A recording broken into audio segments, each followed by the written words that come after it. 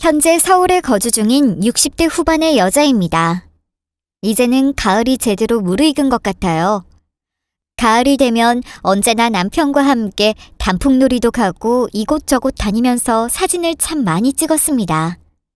이제는 사진 속엔 제 옆에 남편이 없지만 남편과 함께 나누는 추억만큼은 언제나 저한테 남아있어요. 저는 몇 해 전 남편과 사별을 했습니다. 남편은 지병을 앓고 있었는데 그게 또다시 재발해서 결국엔 저보다 먼저 하늘로 떠났네요. 오늘 저는 여러분께 세상을 떠나서도 저를 구해주기 위해 꿈속에까지 나왔던 남편에 관한 이야기를 해보려 합니다. 정확히 말하자면 저의 막내 아들 내외에 관한 이야기이기도 하겠네요. 너희들 항상 너희 엄마한테 감사하게 생각해야 한다. 엄마 혼자서 사내아이 셋을 키워냈으니 얼마나 고생이 많았겠어. 특히 너 말이야, 너. 막내, 너희 엄마한테 정말 잘해야 해. 어떻게 된 게 형들은 그렇게 얌전히 학교를 다녔는데 막내라는 놈이 세상 무서운 줄 모르고 온갖 사고는 다 치고 다녔으니. 네 엄마만 아니었으면 너는 나한테 다리 몽둥이 부러졌어. 아이고 됐어요. 이미 다 지난 일을 뭘 얘기해. 너희 아빠가 오늘 기분이 좋으셔서 그런가 보다. 그러니까 너무 안 좋게만 듣지 말고 그냥 아버지가 자식들한테 조언한다 생각하고 받아들여. 그리고 여보, 막내 얘도 이제 철 다 들었어요. 어찌됐든 간에 형들 따라서 대학도 갔잖아. 지호야. 이제 너는 대학만 잘 다니고 네가 원하는 대로 취업만 하면 돼. 우리는 너한테 그것 빼고 바라는 게 없어. 그래 이놈아. 제발 좀 네 엄마 속 좀 썩이지 말아라. 알았어요. 좋은 소리도 계속하면 듣기 싫은데 아빠는 맨날 그렇게 안 좋은 소리만 해요. 나도 이제 내가 다 알아서 해요. 사실 남편과 저는 동네에서도 소문난 인고 부부였습니다. 하지만 그와는 반대로 남편과 막내 아들의 사이는 좋지 않았어요. 아이들 키울 때 비교하며 키우면 안 된다고 하지만 저희 막내 아들은 유독 사고를 많이 쳤습니다. 형들 2명은 그렇게 얌전하게 자랐는데 그래서인지 아니면 정말 막내 아들이 유별나서였던 건지 아이들 어릴 적부터 막내 아들 때문에 제가 여기저기 사과도 많이 하고 다녔네요. 아니, 자식 교육을 어떻게 했길래 애한테 그렇게 돈을 뜯어내냐고요. 그렇게 좋은 직업 갖고 있으면서 자식 교육 안 하고 뭐 했어요? 부모 둘 다 선생이고 대기업 다니면 뭐 할 거야. 자식 교육 하나 똑바로 못 시키는데. 우리 애가 그쪽 아들내미 때문에 학교도 다니기 싫다. 지금 자퇴해야겠다. 난리도 아니에요. 우리 아이뿐인 줄 알아요? 다른 애들 보면 죄다 그쪽 아들내미한테 당해서 학교고 뭐고 안 나오겠다고 난리치는 애들이 한둘이 아니래요. 정말 죄송합니다. 제가 저희 아들 교육 단단히 할게요. 정말 죄송해요. 다시는 이런 일 없게 하겠습니다. 정말 죄송합니다. 특히나 아들은 대체 왜 그런 건지 용돈도 부족한 것 아니었는데 학창시절에 그렇게 친구들 돈을 뺏고 괴롭히고 하지 말라는 짓은 다 골라서 하고 다녔어요. 그나마 큰아들과 둘째 아들이 똑부러지고 자기 할 일 열심히 하고 또 공부도 잘하고 운동도 잘했었거든요. 특히 큰아들이 태권도를 배워서 지금은 아예 그쪽으로 교수 일을 하고 있습니다. 그런 큰아들이 나서서 막내 아들이 사고 칠 때면 호되게 야단도 치기도 하고 지금 생각해도 저희 부부보다 큰아이들 2명이 참 고생이 많았었네요. 오죽하면은 아들 2놈이 막내 같은 놈 당장 내다버리라고 할 정도였습니다. 그래도 성인이 되면 나아지겠지. 한때 사춘기에 하는 질풍노도 찌꺼리겠거니 하고 넘겼는데 옛날 어른들 말씀 틀린 거 하나 없더군요. 3살 벌은 80까지 간다. 개벌은 남 못 준다. 막내 아들이 딱 그 짝이었습니다. 형들이 그렇게 호되게 교육시켜 대학에 보내놨더니만은 거기서도 사고를 쳤네요. 내가 다 알아서 한다고. 내가 다 책임질 수 있다고. 나 어차피 군대 갔다 와서 바로 취업 준비하면 되는 거잖아. 요즘 군대 기간 그거 얼마 안 돼. 그리고 내가 거기서도 군대에서 나오는 월급 모아서 나오면 되는 거 아니야? 티끌 모아 태산이라고. 뭐든 모아서 나오면 되겠지. 뭐야 이놈아? 티끌 모아 태산? 아이고, 그걸 그렇게 잘하는 놈이 여태껏 네 엄마 아빠한테 용돈 타먹고 살았니? 그리고 뭐? 네가 다 알아서 한다고? 네가 뭘 책임질 수 있는데? 너 지금 직업이 있어? 돈이 있어? 아니 너희들 둘이 나가서 살 집이라도 있어? 가진 거 하나도 없는 놈이 뭘 큰 소리야? 그리고 네가 지금 이렇게 다짜고짜 사고를 쳤으면 엄마 아빠한테 사정이 이러이러합니다. 제가 너무 서툴렀습니다. 죄송합니다. 그런 말부터 먼저 해야지. 이거는 뭐 아주 배째라식으로 잘났다고 떠들어대는데 너 대체 그런 싸가지는 어디서 배운 거야? 어디서 배운 게 아니라 그러면 어떡할 거예요? 생긴 애를 그냥 지워요? 그건 또 아닌 거잖아요. 엄마 아빠가 나한테 계속 말했던 것처럼 내가 저지른 일 내가 알아서 처리하겠다 이거예요. 내가 언제 도와달라고 말한 게 아니잖아요. 야, 너 진짜 정신이 어떻게 된 거 아니냐? 네가 뭘 잘했다고 지금 이렇게 큰 소리를 치는 건데, 어? 너 정말 자신 있어? 그렇게 너희들 사고 쳐서 결혼해놓고 엄마 아빠한테 손 안 벌릴 자신 있냐고. 자신 있으면 여기서 지금 각서를 써. 죽을 때까지 엄마 아빠한테 손 안 벌리겠다고 각서 쓰라고. 그렇게나 자기 알아서 하겠다고 하던 놈이 대학에 들어가자마자 혼전 임신으로 결혼을 하게 되었습니다. 온 가족이 뜯어말리는데도 자기가 알아서 하겠다. 나도 다 컸는데 대체 무슨 상관들이냐 큰 소리를 뻥뻥 쳐댔습니다. 실제로 각서까지 받았어요. 죽을 때까지 부모님한테 손을 뻗치지 않겠다는 각서 말입니다. 과연 그 각서가 지켜졌을까요? 절대 아니었습니다. 막내 아들 아이와 결혼하게 된 그 여자아이. 저의 막내 며느리죠. 막내 며느리 역시 제 아들놈과 똑같았습니다. 대책 없었고 아무 생각 없이 행동을 저질렀어요. 너희들이 제정신이야? 어떻게 된 게 갓난쟁이를 집에 혼자 두고서 술을 마시러 나가? 이러려고서 분가하겠다고 그 난리를 친 거였니? 애 잘못했으면 어떻게 할 뻔했어? 너희들 그렇게 자신이 있다며 너희들도 다 알아서 할 거라고 큰 소리 뻥뻥 쳤잖아. 근데 그 결과가 이거야? 대체가 둘 중에 한 명이라도 생각이라는 게 있어야 할 거 아니야. 아이를 낳자마자 분가를 하겠다고 난리를 치길래 차라리 저와 남편도 막내 내외를 보지 않는 게 속이 편할 것 같아 분가를 시켜줬어요. 딱 거기까지만 해주고 말겠다고 못을 박은 채 말입니다. 그런데 웬걸 하루하루 조용한 날이 없었습니다. 둘 중 하나라도 정신머리가 있어야 하는데 둘 다 정신이라곤 없는 애들이었어요. 갓난쟁이 아이를 두고서 술을 먹고 놀아보겠다고 밤새워 놀다가 집에 들어온 것이었습니다. 천만다행히 큰아들이 그 근처에 살고 있던 터라 애들 먹을 반찬을 저한테 받아가서 가져다 주려고 그 집에 들렀는데 그때 딱 발견한 것이었죠. 전화해도 받지는 않고 어찌할 방도를 몰라 큰아들이 손녀를 집에 데리고 온 것이었습니다. 말 그대로 온 집안이 난리가 났었어요. 저한텐 한없이 다정하고 부드러운 남편이었지만 아이들한테는 꽤나 엄했거든요. 막내 아들놈은 남편한테 뺨따기를 어찌나 맞았는지 얼굴이 퉁퉁 부어 무릎을 꿇고 앉아 있었습니다. 막내 며느리 역시 남편한테 호되게 혼나서 눈물을 펑펑 쏟아 붕어처럼 눈이 부어 있었고요. 그러니까 우리도 이건 억울한 거예요. 우리라고 애 잘 안 키우고 싶겠어요? 그런데 우리도 사회생활이란 게 있잖아. 우리도 학교 다니면서 팀플 과제 같은 것도 해야 하니까 애들이랑 어쩔 수 없이 술도 마시고 어울리고 해야 한다고. 나도 나지만 수연이 얘는 나 만나서 일찍 애 낳은 쟤밖에 없어. 얘도 얼마나 놀고 싶겠냐고. 그러니까 우리가 베이비시터 좀 붙여달라고 했잖아요. 철석.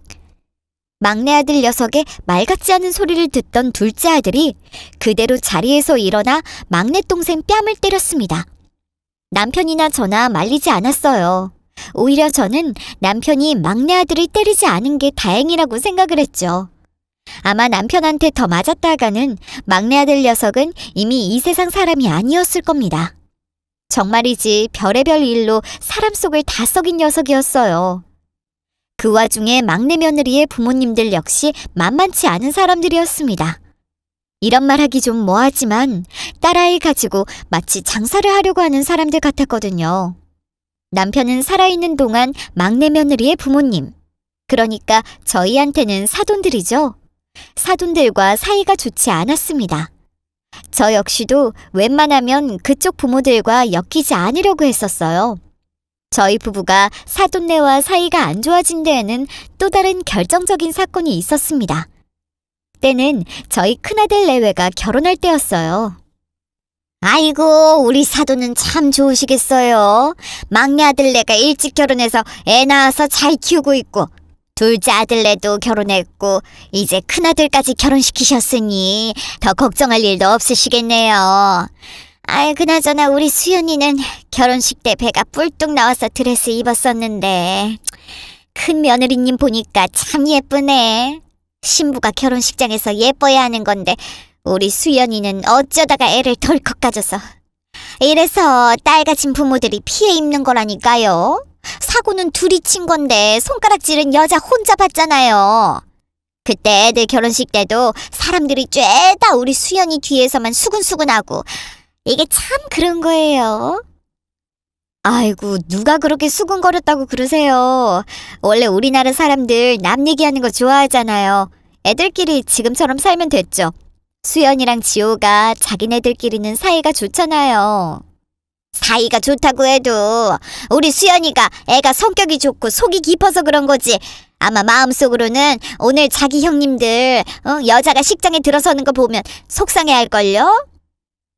그래서 말인데 저희 애들 결혼식 좀 다시 올려주시는 건 어때요? 하는 김에 우리 그때 못했던 예단 이런 것도 좀 같이 좀 하고요. 그리고 예단 하실 때 아시죠?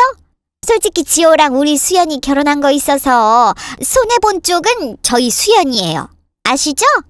그 앞길 창창한 애를 덜컥 임신을 시켜가지고 인생을 딱 붙잡아 버렸으니.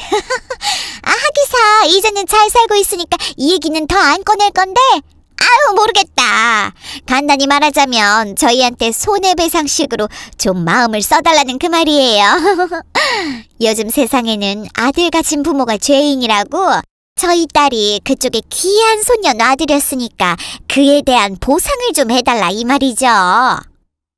대체 저런 논리는 어디에서 나오는 것인지, 그리고 그 말을 왜 굳이 저희 큰아들이 결혼하는 결혼식장까지 찾아와서 이야기하는 것인지 전 이해가 가지 않았습니다.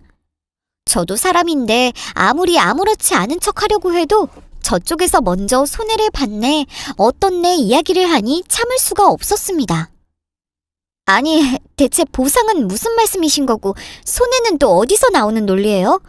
제가 다른 날도 아니고 우리 큰아들 결혼식 날인데 이런 말은 안 하고 그냥 넘어가려고 했는데 말씀하는 거 듣자 하니 자꾸 이상한 쪽으로 이야기하시는 것 같아서요. 대체 누가 손해를 보는 거고 누가 잘못을 한 건지, 솔직히 지금 들은 그대로 제 느낌 말씀드리자면 수연이 데리고서 저희한테 돈 요구하시는 것 같아요. 아이들 결혼 가지고 지금 저희한테 거래하자고 하시는 것 같은데 이건 아니죠. 어머머? 사돈이야말로 지금 말씀 되게 이상하게 하시네요. 내가 설마 아니 정말로 보상을 해달라는 식으로 말을 한 거겠어요? 애들끼리 결혼한 게 어쨌든 간에 정상적인 루트로 하는 건 아니니까 남들 하듯이 우리도 예단 주고받자 이겁니다. 그리고 애 낳은 건 우리 수연이니까 수연이가 더 고생했으니 수연이 부모인 우리한테도 어느 정도 그 답례를 하라 이거죠. 수연이가 그쪽 집에 손녀 낳아드렸고 저희는 손녀를 낳아준 수연이를 낳은 부모님이 그에 대한 보상을 해주셔야 하는 거 아니에요? 이것 보세요, 사돈. 지금 대체 무슨 말씀을 하시는 겁니까? 지금 수연이 데리고 저희한테 장사하시는 거예요? 이렇게 말씀하시는 거 사돈 얼굴에 먹칠하는 것뿐만 아니라 수연이 얼굴에도 먹칠하는 겁니다. 그리고 저희가 예단을 안 드렸어요. 저희는 받은 건 없지만 그래도 죄송한 마음이 있어서 이미 진작에 예단이고 뭐고 다 챙겨드렸었습니다. 그때도 사돈 내에서 요구하는 거 다 해드렸고요. 그 정도면 된 거지 대체 뭐를 더 보상하라고 하시는 거예요? 좋은 날에 찾아와서 이런 말 하는 거 정말 아니죠? 장사요? 이것 보세요. 좋은 날이고 뭐고 그거는 그쪽 집안 사정이니까 내가 알 거 아니고. 그리고 저 오늘 그쪽 집안 좋은 일 축하해주러 온 하객이에요. 어떤 사돈 댁에서 구질구질 멀리까지 와서 결혼 축하해주고 그러겠어요? 나 원참 기가 막혀서 지금 뭐 나한테 한판 해보자 이거예요? 어떻게 된 게 사돈 댁한테 말을 그런 식으로 해요? 나는 그쪽 네들이랑 한판 해볼 생각도 없으니까 그냥 나가요. 내가 수연이한테는 며느리 대접할 건데 그쪽들한테는 사돈 대접할 생각 없어요. 앞으로 뭐라고 연락을 하든 말든 난 신경도 안 쓸 거고, 그리고 우리한테 뭐 바라지도 말아요. 막말로 애들 집 사는 것도 우리가 다 알아서 해결했고, 여태껏 작은 애들끼리 돈 벌어보겠다고 말만 떠들어대는 놈들 생활비 몰래 지어준 것도 다 우리예요. 인제 와서 무슨 보상을 어쩌고 저쩌고. 됐으니까 얼른 가요. 참 황당하고 불쾌한 경험이었습니다. 큰아들 결혼하는데 손님들한테 인사도 하고 우리도 신경 써야 할 게 많아서 정신이 없었는데, 거기다 대고 자기 딸 손해본 것 같다, 결혼식을 다시 시키자는 둥, 예단을 다시 더 달라는 둥 찾아와서는 말도 안 되는 소리를 하길래 남편과 저는 망설일 것 없이 사돈 내외를 내쫓아버렸습니다. 막내 며느리한테도 이미 다 이야기를 했어요. 우리는 너희한테 할 만큼 했고, 그런데 너희 부모님이 와서 이런 말씀을 하시니 얼굴 붉히고 싶지 않아 돌아가시라고 했다. 그리고 축의금으로 낸 5만 원도 다시 돌려드렸다고 말입니다. 여러분 같으면 어떠셨겠어요? 아마 저희 부부가 했던 것처럼 다들 그렇게 하시지 않았을까 생각이 듭니다. 정말이지 막내 아들 내외 때문에 단 하루도 조용한 날이 없었어요. 그래도 사돈이라도 점잖았다면 저희 부부가 막내 아들 내외 문제를 사돈댁들과 함께 나누기라도 했을 텐데, 이건 뭐 저희 부부가 다 감당해야 하는 문제였습니다. 오죽하면 저희 부부 주변 지인들이 그랬을까요? 막내 아들 내외는 그냥 자식이 아닌 셈 쳐라 하고 말입니다. 세상에, 내가 못 살아. 야, 미자야, 이거는 진짜 아닌 것 같다. 아니, 어떻게 된 게 애 엄마랑 애 아빠라는 것들이 애를 여기다 버려두고서.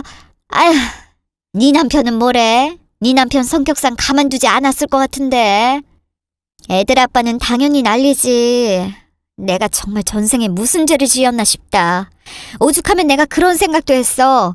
내가 전생에 지호 그놈한테 아주 죽을 죄를 지어서 현생에서 그 죄를 다 갚는 건 아닌가 하고 말이야. 아니, 이게 말이 되니? 아무리 철이 없어도 그렇지. 내가 아주 걔네만 생각하면 속에서 천불이 올라와, 천불이. 수연이, 걔는 그렇게 그냥 철딱선이 없는 애라고 치고, 다른 건 몰라도 지호 그 녀석은 자기 아빠가 지금 위암 때문에 병원 왔다 갔다 하는 거 뻔히 알면서 자기가 어떻게 이렇게 자기 아빠 속을 썩일 수가 있냐고. 지호 그 녀석 정말 그러는 거 아닌데, 그거 나중에 자기 아버지한테 죄송스러워서 어떻게 살려고 그러나 모르겠다. 아니, 그래서 걔네들 친구들은 걔네가 어디 있는지 모른대? 지섭이는 뭐래? 지섭이랑 지우기도 난리가 났을 것 같은데. 난리야 났지. 난리가 보통 난 게 아니라 대단히 난리가 났어. 당장에 그것들 길바닥에 나앉게 해야겠다고 우리가 괜히 계약해준 부동산도 매매로 내놨어. 나랑 애 아빠 둘 다 마음대로 하라고 했어. 그렇게 철딱선이 없는 놈들은 자식 키워서도 안 되고, 큰애들 말대로 그것들 둘 다 어쨌든 밥 먹고 잠잘 수 있는 집이 있으니까 그런 것 같아서 아예 그런 건덕지를 없애버리려고. 지네가 뭐 힘든 게 있다고 머리를 식히고 온다고 만다, 어? 그 문자 하나 달랑 보내놓고 그렇게 도망을 쳐버리냐고.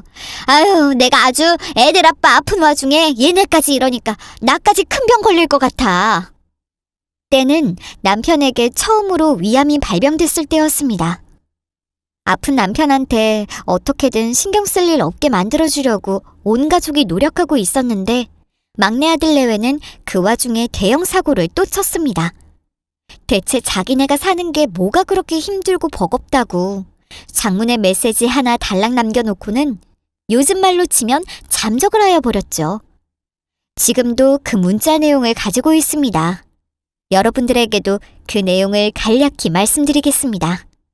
엄마, 아빠, 분명히 형들이랑 같이 나랑 수연이 얘기할 거 아는데 우리도 나름대로 사는 게 너무 힘들어서 그래요. 형들처럼 내가 뭐 번듯한 직장에 있는 것도 아니고, 솔직히 말해서 나도 사람인데 눈치 보이고 힘드네. 지용이 좀 잠시 봐줘요. 우리 마음 정리하고 생각 정리하고 건강한 마음으로 다시 돌아올게. 여러분은 저 말이 이해가 되나요? 참 어이가 없었습니다. 그렇게 각서를 썼지만 단 한 번도 막내 아들과 막내 며느리는 자기네들 손으로 돈을 벌어본 적이 없었어요. 뭐라도 해보겠다고 일을 나갔다가 수차례 그만두고 재취업하기를 반복했죠. 그러면 돈이 벌리겠냐고요. 대충 제 얘기를 들으셔서 아시겠지만 그 아이들 둘 다 저축이라고는 생각도 안 하고 사는 아이들이었습니다. 그냥 가족이 알아서 도와주겠지라는 생각으로 사는 아이들이었죠. 잠적하는 와중에 할 짓은 다 했더라고요. 엄마, 그냥 그 자식 그거 호적에서 파버려요. 에? 아니, 자기가 생각이 있는 놈이면 지금 이런 상황에서 자기네들 힘들다고 아이를 내팽을 쳐놓고 나가는 게 말이 되냐고요. 지호 그 자식 그거 아예 작정하고 나갔어. 애들 엄마한테 또 돈 빌려 갔더라고. 내가 진짜 대체 그 자식 그거 왜 그러는지 모르겠어 진짜. 아, 형수한테도 돈 빌려갔대? 아주 부부가 쌍으로 난리나 난리야. 재수 씨는 우리 집사람한테 와서 돈 빌려갔대. 지영이한테 돈이 들어갔는데 급해서 그러니까 좀 빌려달라고. 아, 엄마, 이거는 진짜 아니야. 우리 엄마한테 말했던 대로 그 자식 살던 집 그거 내놓은 거 팔리는 대로 그거 엄마 아버지한테 가져다 드릴게요. 그것들 돌아와도 절대 받아주면 안 돼. 그거는 정신이 없는 게 아니라 그냥 인간이 아닌 거야. 저희 부부가 냉정하게 금전적인 지원을 해주지 않으니 막내 아들 놈은 자기 큰형수나 작은 형수한테 연락해서 돈을 받아냈습니다. 형들이 도와주지 않을 걸 분명히 알고 있었으니 말이에요.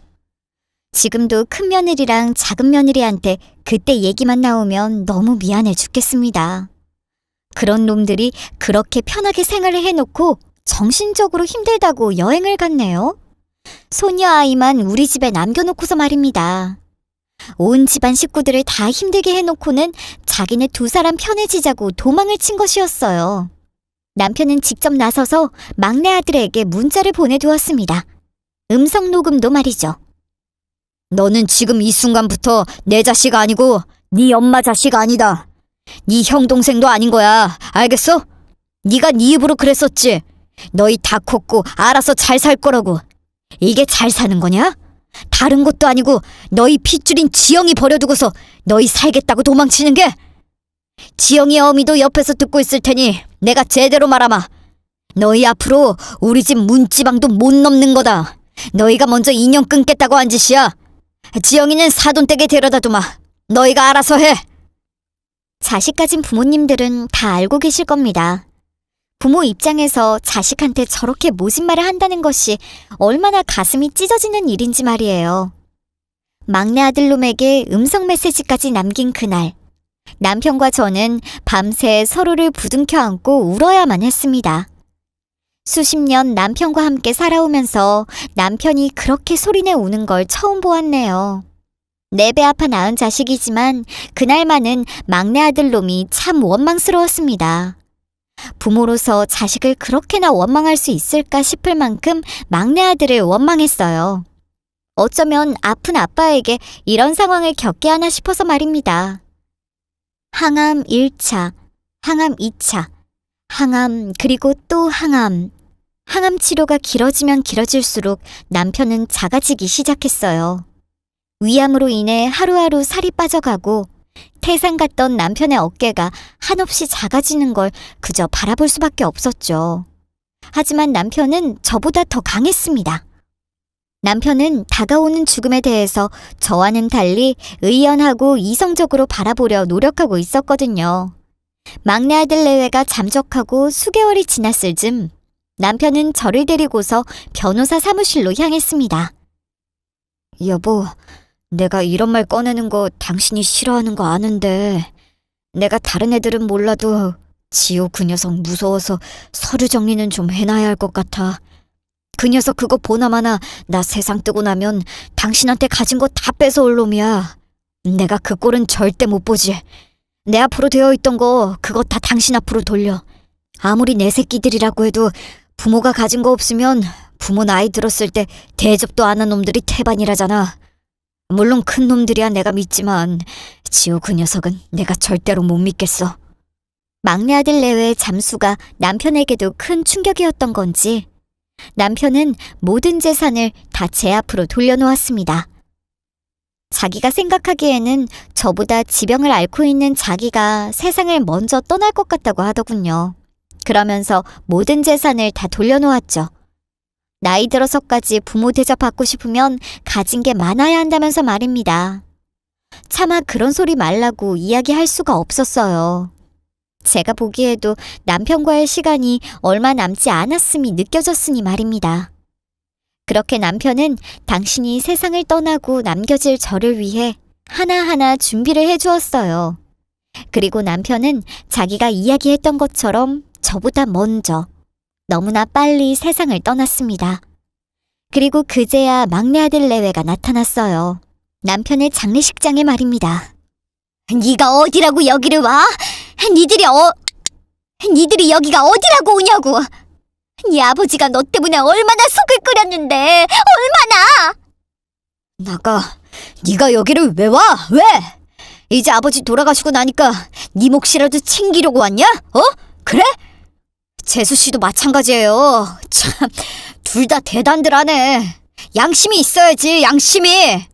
그래도 그 와중에 너는 네 처가에는 들렀나 보다. 우리한테 지영이 얘기 안 꺼내는 거 보면 그럼 아빠가 너한테 남긴 문자며 음성 메시지며 다 봤다는 건데 그래 놓고도 여태껏 그렇게 너희 잘 살아보겠다고 나 몰라라 하고 살았던 거야? 아주버님, 어머님, 저희가 정말 잘못했습니다. 저희가 잘못한 거 알아요.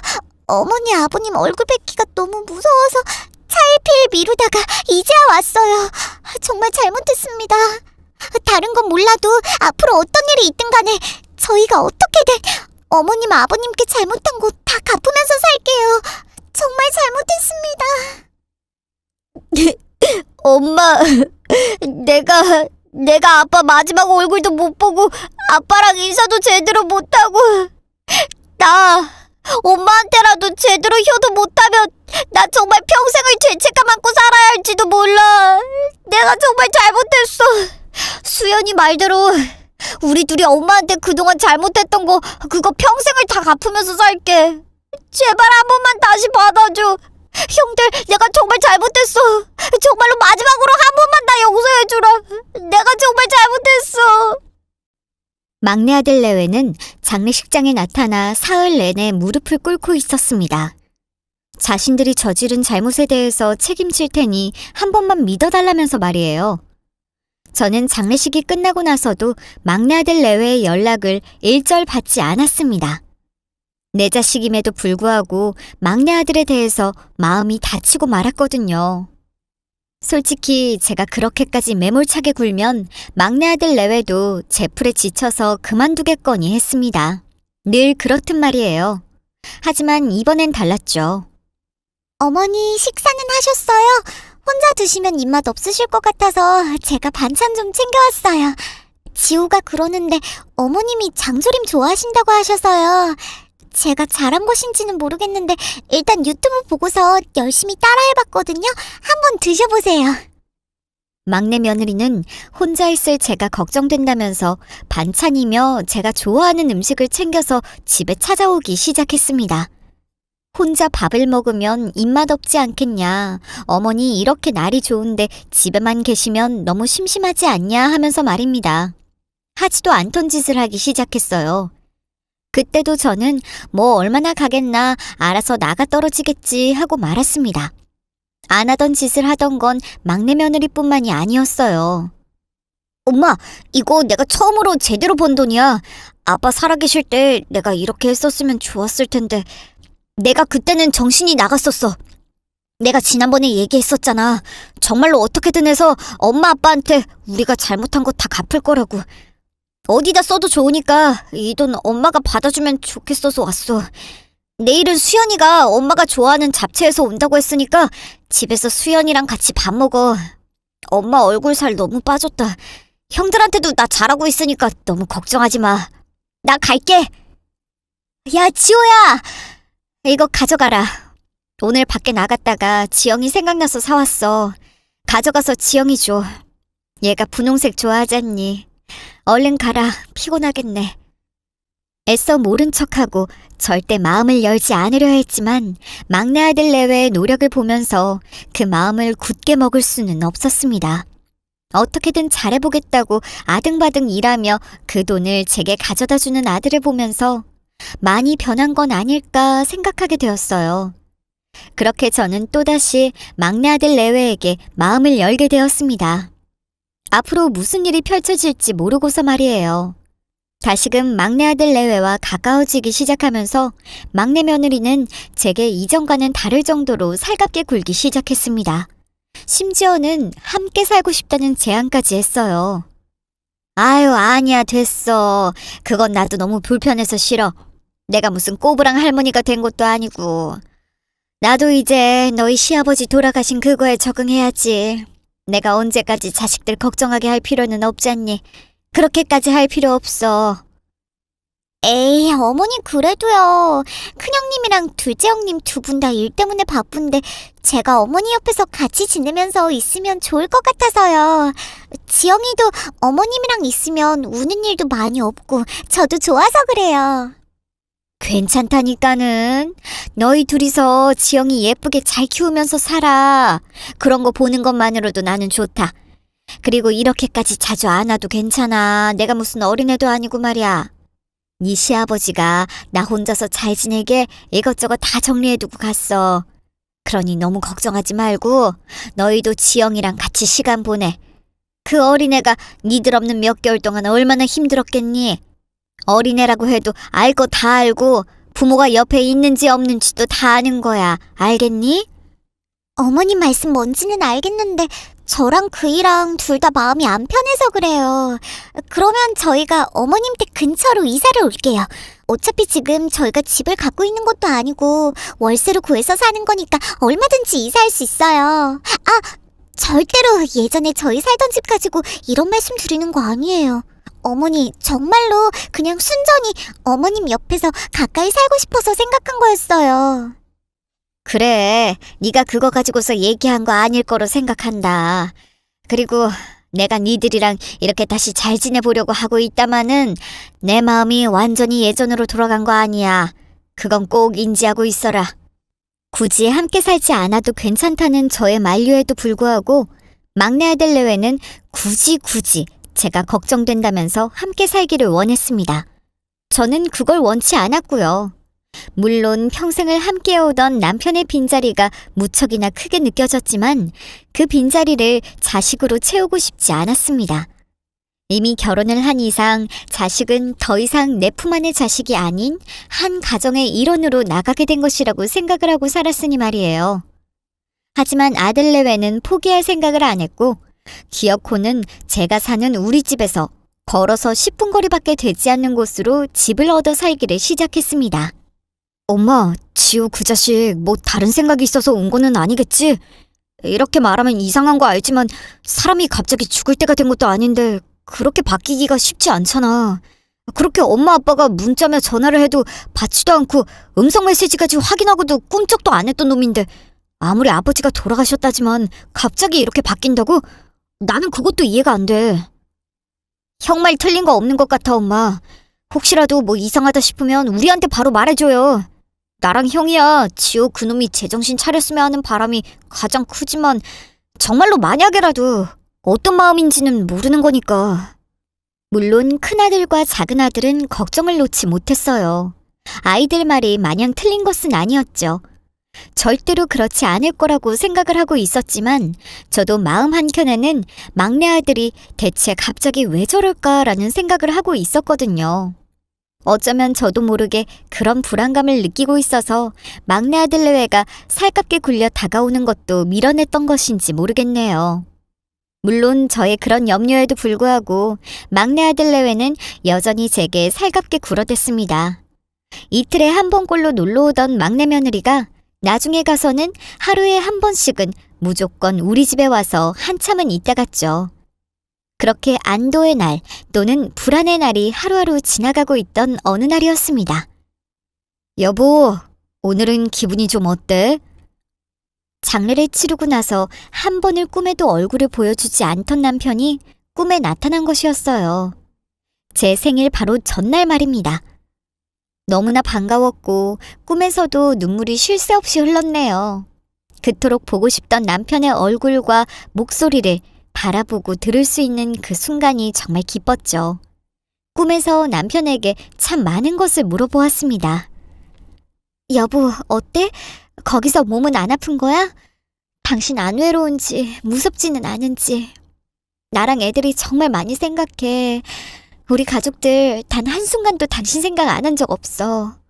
나 당신이 너무 보고 싶어서 일부러 잘 때도 머리맡에 당신 사진 두고 자기도 하고, 당신이 나한테 만들어준 목걸이도 옆에 두고 잤는데 당신 왜 그렇게 내 꿈에 안 나왔어? 나 당신 정말 많이 보고 싶었어. 우리 애들 꿈속에도 좀 나타나줘. 애들이 당신 많이 보고 싶어해. 마음속에서만 맴돌았던 말을, 내 마음 깊숙이 꾹꾹 눌러뒀던 남편에 대한 그리움을 쏟아내고 나니 더욱이 남편이 보고 싶어졌습니다. 꿈속에 나타난 남편은 제가 하는 말을 그저 묵묵히 웃으며 들어주고 있었어요. 하지만 남편은 이내 입가에 미소를 거두고는 걱정스러운 표정으로 제게 같은 말을 반복했습니다. 절대로 걔들 집에 들이지 마라. 절대로 안 돼. 절대로 들이지 마라. 꿈에서 깨어났고 저는 남편이 제게 했던 말이 대체 무슨 뜻이었을까 한참을 생각했습니다. 그리고 생일날 아침, 막내 며느리가 어김없이 집에 찾아왔어요. 뭐하러 아침에까지 왔어? 어차피 오늘 점심에 너희 형님네들이랑 다 같이 모여서 밥 먹을 건데. 그래도요. 원래 어머님 생신 때면 매번 아버님이 손수 미역국 끓여주셨다고 지영이 아빠가 얘기하길래 제가 끓여왔어요. 특별히 제주도 사는 친구한테 받은 거로 끓인 거니까 꼭 다 드셔야 해요. 얼른 앉으세요. 이거 데우기만 하면 돼요, 어머니. 그날 점심에 온 가족이 모여 식사를 하기로 했었음에도 굳이 미역국을 끓여서 집에 찾아왔죠. 그 성의를 무시할 수 없어 미역국을 먹고자 식탁에 앉았습니다. 그런데 참 희한하게도 그때 꿈속에서 남편이 나타나 제게 했던 말이 떠오르는 게 아니겠어요? 절대로 걔들 집에 들이지 마라.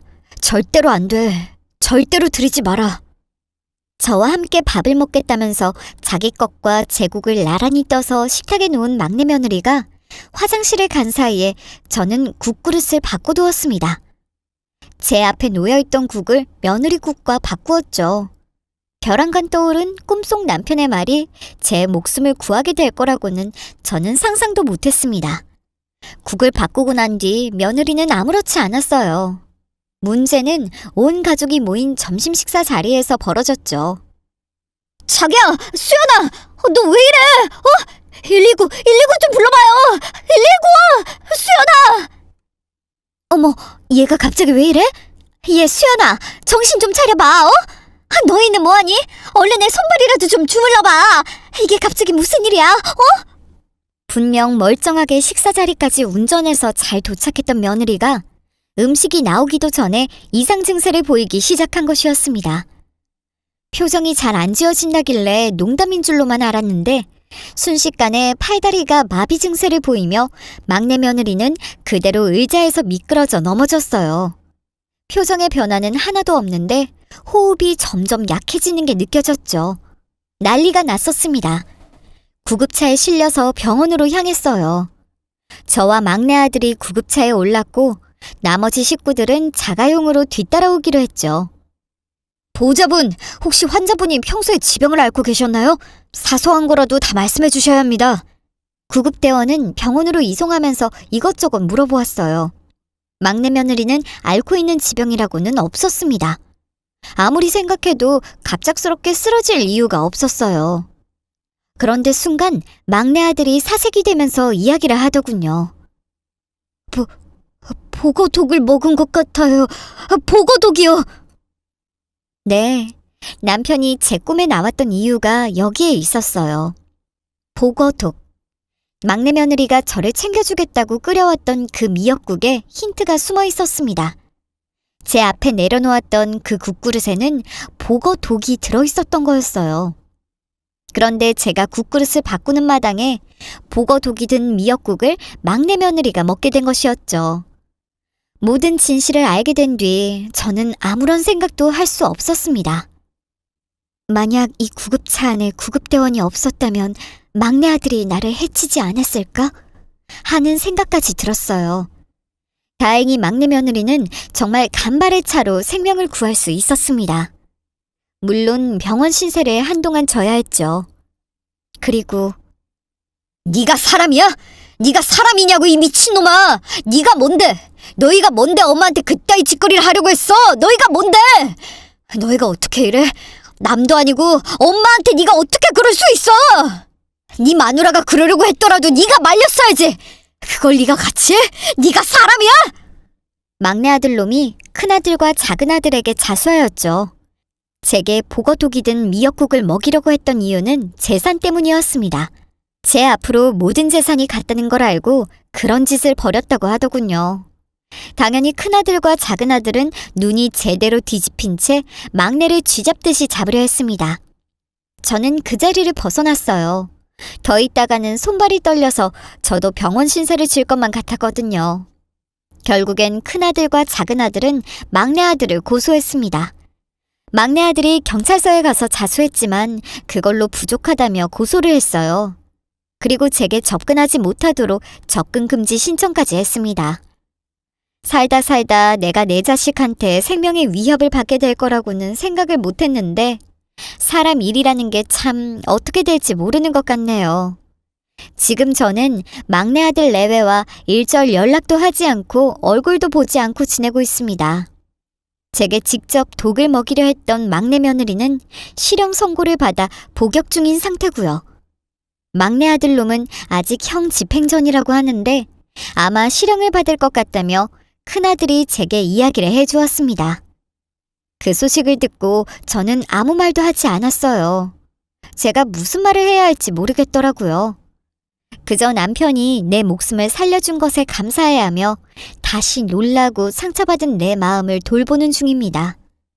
분명 오래오래 살다가 왔으면 하는 마음에 남편이 꿈에 나타나 준 것이겠죠.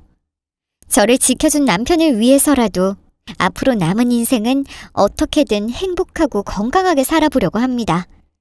그럼 저는 더 나은 내일을 위해 오늘의 이야기를 마치도록 할게요.